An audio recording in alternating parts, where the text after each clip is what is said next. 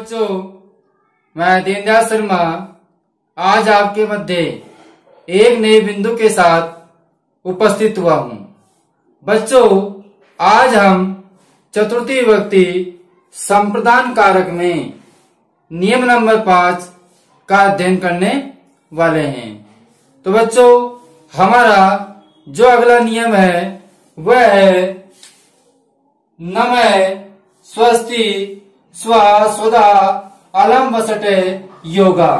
कहने का तात्पर्य है कि नमः स्वस्ति स्वाहा स्वधा वसटे और अलम इनके साथ में चतुर्थी विभक्ति होती है। ठीक है बच्चों, अगर ये शब्द आ जाते हैं, कौन कौन से शब्द?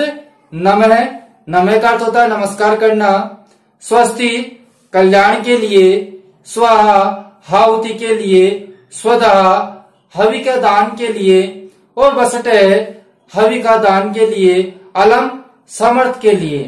तो बच्चों, इन शब्दों में चतुर्थी विभक्ति संप्रदान कारक होता है और यह जो हमारा बिंदु है ये बहुत ही महत्वपूर्ण है। इसके अंतर्गत से परीक्षा के में सवाल जरूर आता है। ठीक है बच्चों, तो कुछ शब्द है नमः स्वस्ति स्वाहा स्वधा अलम और वसट। इन शब्दों के योग में चतुर्थी विभक्ति प्रयुक्त होती है। अब हम उदाहरण के माध्यम से समझते हैं। जैसे कि हमारा पहला उदाहरण है नमः। नमः का अर्थ होता है नमस्कार। क्या अर्थ होता है बच्चों? नमस्कार। जैसे कि रामाय रामाय नमः, रामाय नमः कहने का तात्पर्य राम को नमस्कार। ठीक है, तो हम जो रामाय शब्द है इसमें चतुर्थी विभक्ति है। ठीक है, अब किसके योग में है? नमः के योग में है। तो बच्चों, अब हम इसका कारण व विभक्ति लिखते हैं, क्योंकि हमारी परीक्षा में हमसे पंक्ति का कारण व विभक्ति पूछता है। क्या पूछता है बच्चों? कारण विभक्ति। तो हम इसका कारण बताएंगे। कारण क्या है? नम के योग में विभक्ति कौन सी है? चतुर्थी। तो हम लिखेंगे नमः के योग में, नमः के योग में रामाय शब्द में, कौन से शब्द में बच्चों? रामाय शब्द में चतुर्थी विभक्ति। कौन सी विभक्ति है? चतुर्थी विभक्ति। चतुर्थी विभक्ति संप्रदान कारक है। संप्रदान कारक है। ठीक है बच्चों, इसी प्रकार अगला उदाहरण है हमारा कौन सा? स्वस्ति। कौन सा उदाहरण है? स्वस्ति। तो दूसरा उदाहरण देखिए, स्वस्ति। स्वस्ति का अर्थ होता है कल्याण। क्या अर्थ होता है बच्चों? कल्याण। जैसे कि उदाहरण देखते हैं गणेशाय स्वस्ति। गणेशाय स्वस्ति। ठीक है बच्चों, तो हम जो गणेशाय शब्द है, गणेशाय शब्द है, इसमें कारण व विभक्ति लगानी है कि गणेशाय शब्द में चतुर्थी विभक्ति क्यों आई है, हम इसको बताएंगे। ठीक है, तो देखिए अब इसका हम कारण व विभक्ति लिखते हैं। कारण विभक्ति। अब कारण विभक्ति में क्या लिखेंगे? स्वस्ति के योग में। किसके योग में? स्वस्ति के योग में गणेशाय शब्द में चतुर्थी विभक्ति संप्रदान कारक है। ठीक है बच्चों, स्वस्ति के योग में, स्वस्ति के योग में किसमें? गणेशाय शब्द में चतुर्थी विभक्ति संप्रदान कारक है। क्या लिखेंगे? संप्रदान कारक है। ठीक है। अब जैसे कि हमारा अगला उदाहरण है स्वहा। ठीक है, तो स्वहा तीसरा देखिए, स्वहा। अब स्व का अर्थ क्या होता है बच्चों? हाउती। स्व का अर्थ क्या होता है? हाउती। तो हम लिख सकते हैं प्रजापत्य स्वहा। प्रजापत्य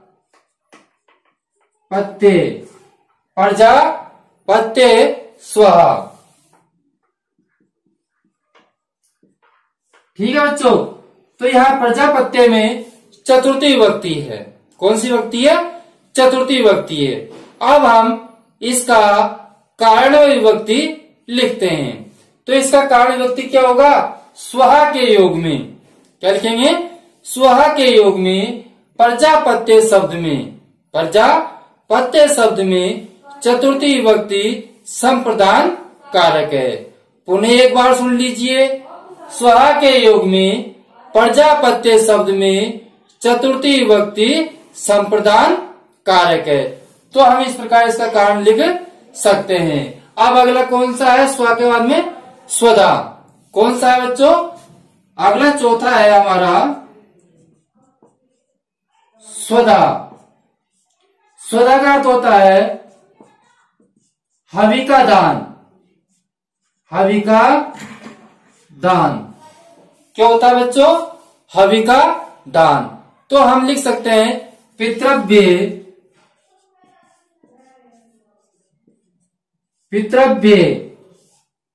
ठीक है, पितृव्य स्वधा। क्या लिखेंगे? पितृव्य स्वधा। ठीक है, तो हम इसका कारण विभक्ति किस प्रकार बनाते हैं वो ध्यान दीजिए, क्योंकि स्वधा के कारण पितृव्य शब्द में चतुर्थी विभक्ति आई है।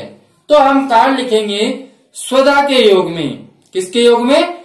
स्वधा के योग में पितृव्य शब्द में चतुर्थी विभक्ति संप्रदान कारक है। कौन सा कारक है? संप्रदान कारक है। विभक्ति कौन सी है? चतुर्थी विभक्ति है। किसके योग में है? स्वधा के योग में। तो बच्चों हम आराम से लिख सकते हैं कि स्वधा के योग में पितृव्य शब्द में चतुर्थी विभक्ति संप्रदान कारक है। अब आगे चलिए, स्वधा के बाद में क्या है? अलम। स्वधा के बाद में क्या है बच्चों? अलम है। तो हमारा पांचवा बिंदु हो गया अलम। अलम अर्थ यहां पर समर्थ के लिए आता है। किसके लिए आता है? समर्थ के लिए। तो हम लिख सकते हैं देतव्य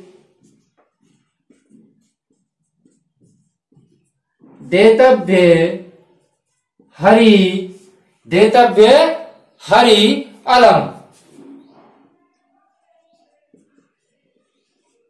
तो बच्चों जो ये आपके दैतव्य शब्द है इसमें क्या है? चतुर्थी विभक्ति है। किसके योग में? समर्थ के योग में। समर्थ के योग में। तो हम किसके योग में है?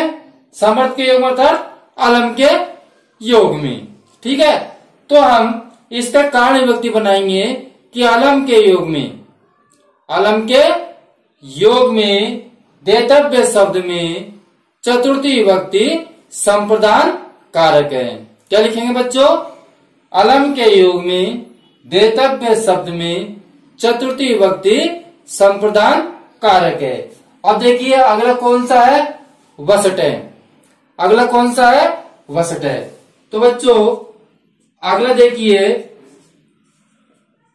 वसट है। वसट का अर्थ होता है हवि का दान। किसका दान? हवि का दान। ठीक है, तो जैसे कि सूर्याय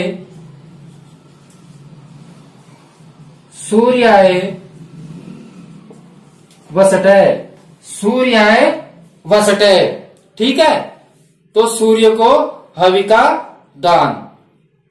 तो हम इसका जो कारण विभक्ति है, इसका हम कारण विभक्ति क्या बनाएंगे कि वसटे के योग में, किसके योग में, वसटे के योग में सूर्याय शब्द में, वसटे के योग में सूर्याय शब्द में चतुर्थी विभक्ति संप्रदान कारक है। ठीक है बच्चों, पुनः सुन लीजिए, क्या बनाएंगे, कारण विभक्ति क्या होगा इसका, कारण विभक्ति होगा वसटे के योग में सूर्याय शब्द में चतुर्थी विभक्ति संप्रदान कारक है। तो हम इस प्रकार नमे, स्वस्ति, स्वा, स्वधा, अलम, वसट है, इन शब्दों का हमने आपको कारण विभक्ति बताया। ठीक है, और जो हमारे ये शब्द हैं, ये शब्द अधिकांश परीक्षा में भी इनके उदाहरण आते हैं। तो बच्चों इनको आपको अच्छी तरह याद रखना है। ठीक है, अब हम अगले उदाहरण की ओर, नियम की ओर चलते हैं। हमारा अगला नियम है धारण उत्तम ऋण। कहने का मतलब जो ऋण या मतलब कर्ज को, जो कर्ज को धारण करता है उसमें चतुर्थी विभक्ति संप्रदान कारक होता है। ठीक है, जिसको हम ऋण दे रहे हैं और उस ऋण को जो धारण करता है उसका संप्रदान कारक होता है। ठीक है, जैसे कि देवदत्त यज्ञदत्ताय शतम धारयति, कि देवदत्त यज्ञदत्त के लिए 100 रुपये धारण करता है या देता है। ठीक है, तो कहने का तात्पर्य है कि जो गृह धातु है, गृह धातु है मतलब धारण करना, धातु के प्रयोग में जो कर्ज देने वाला है उसकी संप्रदान संज्ञा होती है और संप्रदान में चतुर्थी विभक्ति होती है, चतुर्थी विभक्ति प्रयुक्त होती है। अब इसका हम कारण विभक्ति लिखते हैं। क्या लिखते हैं, कारण विभक्ति। ठीक है बच्चों, तो कारण विभक्ति में क्या लिखेंगे, दहे,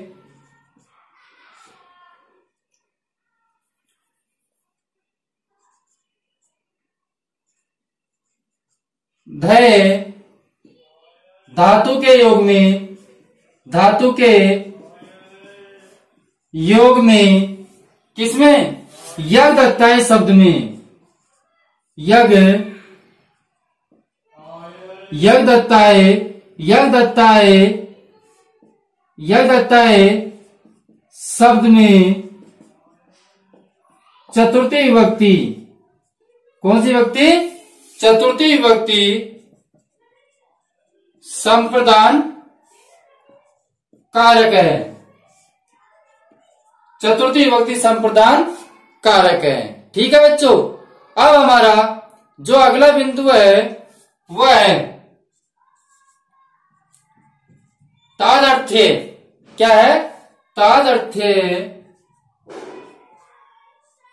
तादर्थ्य वाच्य, चतुर्थी वाच्य। क्या है बच्चों, तादर्थ्य चतुर्थी वाच्य।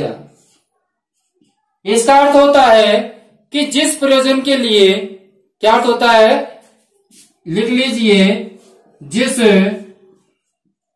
प्रयोजन के लिए, जिस प्रयोजन के लिए जो क्रिया की जाती है, जो क्रिया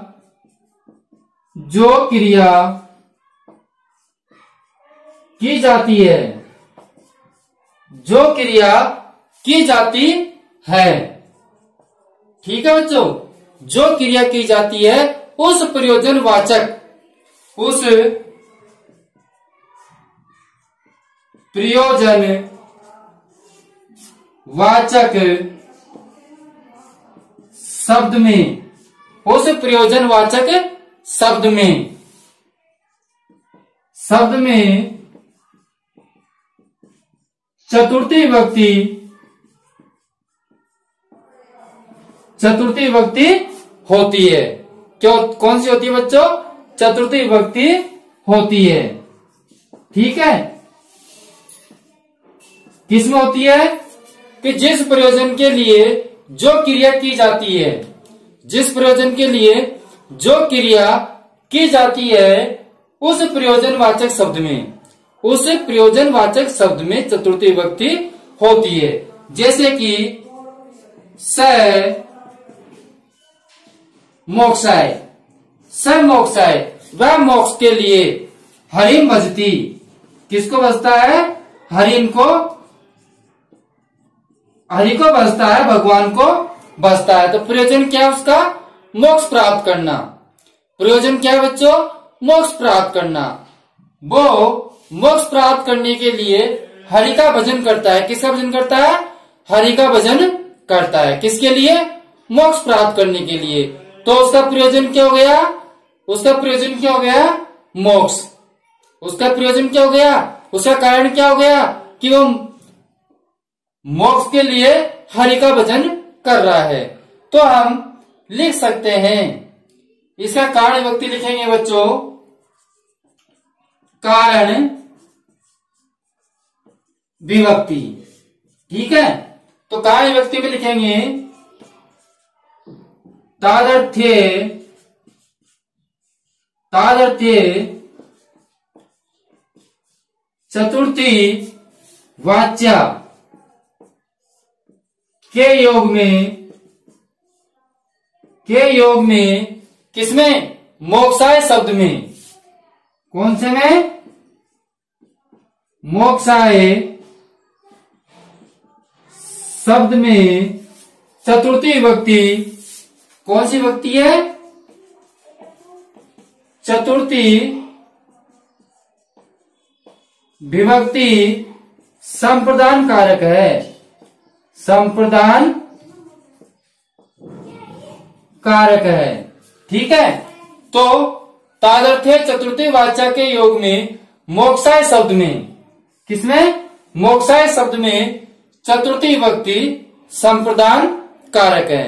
तो बच्चों इस प्रकार हमारा 6ठा और 7वां बिंदु पूर्ण हुआ। अब हम अगले बिंदु की ओर बढ़ते हैं। हमारा जो अगला बिंदु है वह है कि कुछ इस प्रकार के शब्द होते हैं जिन शब्दों के कारण चतुर्थी विभक्ति होती है। तो हम उन शब्दों का भी अध्ययन करते हैं।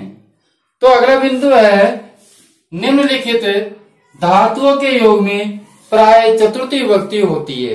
जैसा कि पहला है कथय। कथय का अर्थ होता है कहना। क्या अर्थ होता है? कहना। ठीक है बच्चों, कथय का अर्थ होता है कहना। जैसे कि वाक्य बनाते हैं, राम स्वमित्राय, राम स्वमित्राय कथयति। क्या? कथयति, कथयति। तो बच्चों इसका हम कारण विभक्ति बनाते हैं। क्या बनाएंगे? कारण व विभक्ति। तो इसका कारण व विभक्ति किस प्रकार लिखते हैं? ध्यान दीजिए। हम लिखेंगे कथय के योग में। किसके योग में? कथय के योग में। कथय के योग में स्वमित्राय। किसमें बच्चों? स्वमित्राय। स्वमित्राय शब्द में चतुर्थी विभक्ति, चतुर्थी विभक्ति संप्रदान, संप्रदान कारक है। चतुर्थी विभक्ति संप्रदान कारक है। किसके योग में? कथय के योग में। ठीक है बच्चों, अगला हमारा शब्द है निवेदीय। निवेदीय का अर्थ होता है निवेदन करना। क्या अर्थ होता है? निवेदन करना। बच्चों इस उदाहरण को करवाने से पूर्व मैं आपको याद दिला दूं कि जिन्होंने अभी तक हमारे वीडियो को लाइक नहीं किया है तो वीडियो को जरूर लाइक करें। चैनल को जिसने सब्सक्राइब नहीं किया है तो वह चैनल को जरूर सब्सक्राइब करें, जिससे कि पिछले आने वाले वीडियो निरंतर उसे प्राप्त होते रहे। अब अगला उदाहरण देखिए, शिष्य, शिष्य गुरुवे, शिष्य गुरुवे निवेदयति, शिष्य गुरुवे निवेदयति, शिष्य गुरु से निवेदन करता है। ठीक है बच्चों, तो हम इसका कारण विभक्ति क्या लिखेंगे, कारण विभक्ति क्या लिखेंगे, ध्यान दे, कारण विभक्ति। तो हम कारण विभक्ति में लिखेंगे कि निवेदे,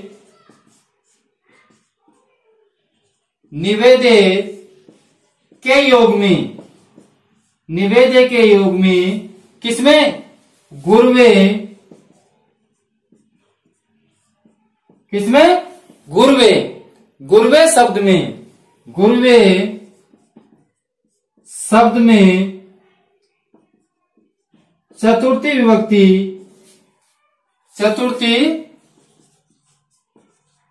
विभक्ति संप्रदान कारक है,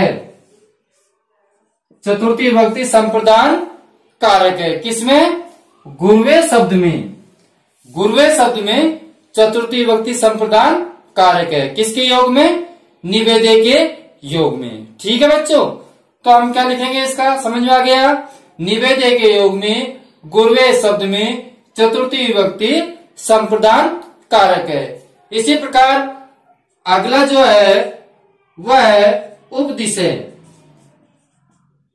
क्या है बच्चों, उपदिशे। अब उपदिशे का अर्थ क्या होता है, उपदेश देना। क्या अर्थ होता है, उपदेश देना।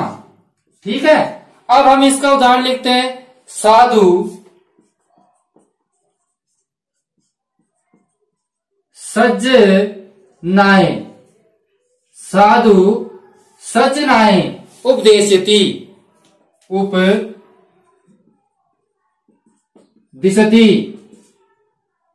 साधु सज्जनों को उपदेश देता है। ठीक है, साधु सज्जनों को उपदेश देता है। तो बच्चों अब हम इसका कारण विभक्ति बनाते हैं, जो रेखांकित शब्द है इसका। ठीक है, तो हम लिखेंगे कारण विभक्ति में कि उपदिशे के योग में, किसके योग में, उपदिशे के योग में सज्जनाय शब्द में चतुर्थी विभक्ति संप्रदान कारक है। ठीक है बच्चों, आगे समझे बात। क्या लिखेंगे, उपदिशे के योग में सज्जनाय शब्द में चतुर्थी विभक्ति संप्रदान कारक है। ठीक है, तो इस प्रकार हम इसका कारण विभक्ति लिख सकते हैं, आप उसको लिख लेना। ठीक है बच्चों, आज हमने जो अध्ययन किया था वो था पांचवा बिंदु, नमे स्वस्ति स्वाहा स्वधा वसटे अलम। इन शब्दों के योग में चतुर्थी विभक्ति होती है। दूसरा जो हमने पढ़ा था वो पढ़ा था दहे, मतलब धारण करना, मतलब किसी से हम ऋण ले रहे हैं तो उस ऋण को धारण करना, उसमें चतुर्थी विभक्ति होती है। अगला हमने सातवां पढ़ा था प्रयोजन के अर्थ में। ठीक है, मतलब किसी प्रयोजन से हम कोई कार्य कर रहे हैं तो उस प्रयोजन में चतुर्थी विभक्ति होती है। अगला जो आठवां नियम पढ़ा था वो हमने पढ़ा था कि कुछ धातुएं हैं जैसे कि कथे है, निवेदे है, उपदिशे है, इन धातु के योग में भी चतुर्थी विभक्ति होती है। ठीक है बच्चों, तो बच्चों जिन्होंने अभी तक हमारे चैनल को लाइक नहीं किया है तो चैनल को जरूर लाइक करें। जिन्होंने चैनल को अभी तक सब्सक्राइब नहीं किया है तो लाल बटन को दाब करके अभी चैनल को सब्सक्राइब करें, जिससे कि पिछले वे आने वाले वीडियो निरंतर आपको प्राप्त होते रहे। बच्चों अब हम अगले वीडियो में फिर मिलेंगे, जब तक के लिए धन्यवाद।